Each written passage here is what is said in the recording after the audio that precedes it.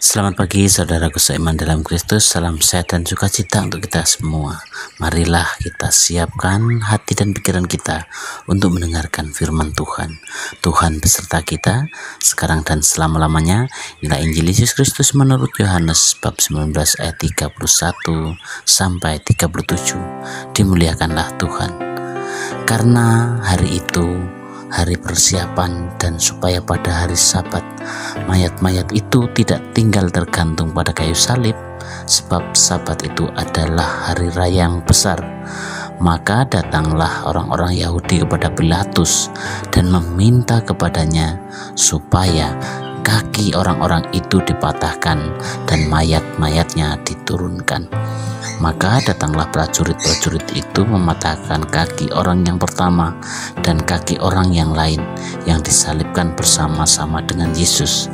Tetapi ketika mereka sampai kepada Yesus dan melihat bahwa ia telah mati, mereka tidak mematahkan kakinya.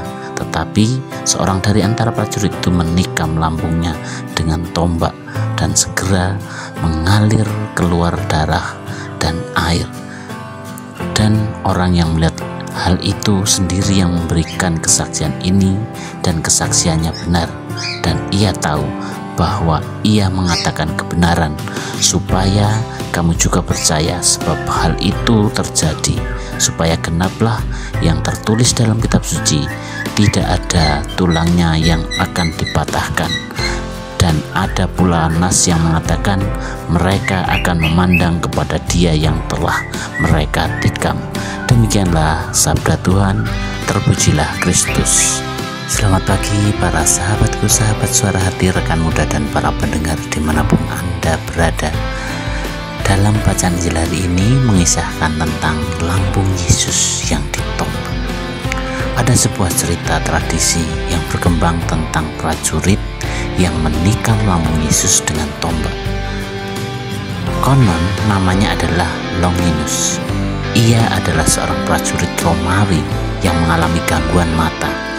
Menurut cerita itu, saat menombak lambung Yesus, maka mata Longinus terkena tetesan darah Yesus, dan seketika sembuhlah matanya. Waktu itu kebiasaan orang Romawi saat menyalibkan penjahat adalah membiarkannya terus tergantung sampai ia meninggal. Bahkan dibiarkan sampai mayatnya dimakan burung bangkai. Namun itu berarti akan makan waktu berhari-hari. Sementara setelah hari penyaliban Yesus itu adalah hari Sabat istimewa, maka orang Yahudi meminta Pilatus agar mempercepat kematian para terhukum.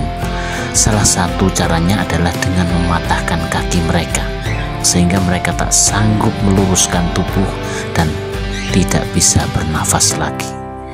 Bersyukur tentara Romawi tidak mematahkan kaki Yesus, tapi mereka meyakinkan bahwa Yesus benar-benar mati dengan cara menombak lambungnya. Saudaraku seiman dalam Kristus, pada masa sekarang ini mungkin sudah banyak orang, entah murid Kristus atau bukan, yang amat mempelajari siapakah Yesus itu.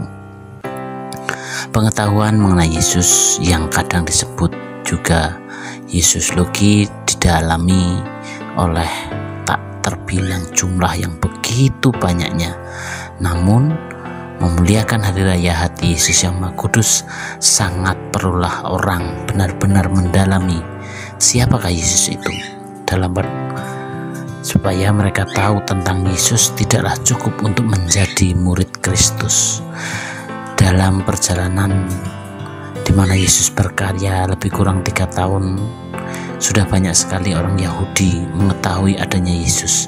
Namun Matias dan Barsabas membutuhkan syarat berat untuk dipilih menjadi calon pelengkap ke-12 murid Yesus. Intinya mereka harus dekat dengan Yesus secara lahir dan batin, dan seringkali ia harus berziarah. Saudaraku, sahabatku seiman dalam Kristus, dalam kisah Injil hari ini, di mana setelah mengalami berbagai macam siksaan, ini pertanyaan kita bersama, mengapa lambung Yesus masih harus ditombak dengan keji?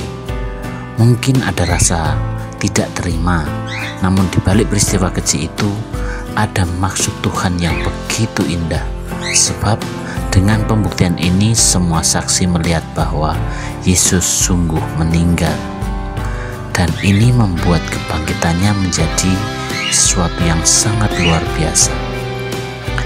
Tindakan ini menggenapi firman Tuhan. Zakaria 12 dalam ayat 10 berkata, "Dan mereka akan memandang kepada Dia yang telah mereka tikamnya. Dia telah terbukti sebagai juru selamat yang patut kita pandang dan kita sembah."